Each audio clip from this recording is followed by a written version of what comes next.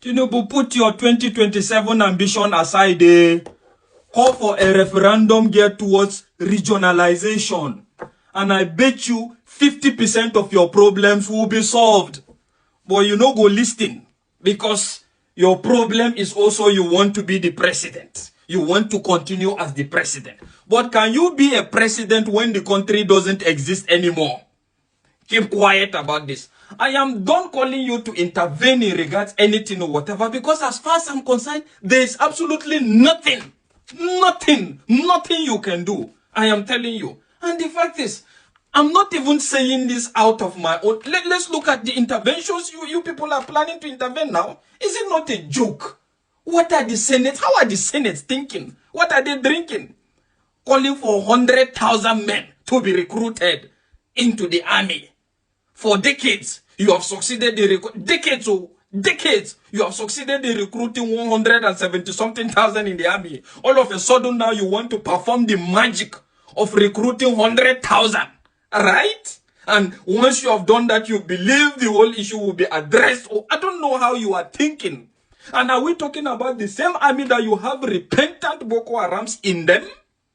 Are we equally talking about the emphasis that the men you have still use their money to buy uniforms, boots? Are we talking about the military, that even their feeding allowance to get to them is the problem? Are we equally talking about a lot of shady corrupt issues?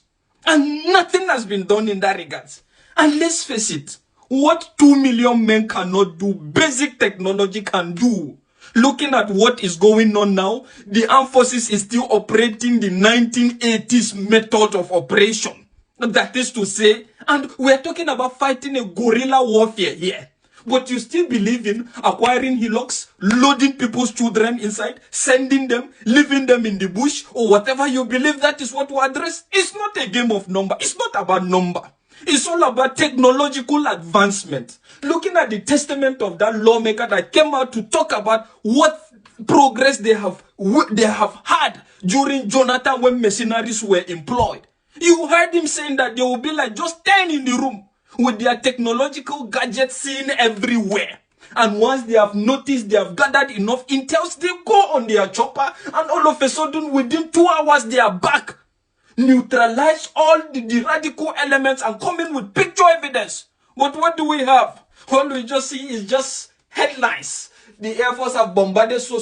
The Air Force have bombarded so. While they are bombarding so, they are picking a brigadier general.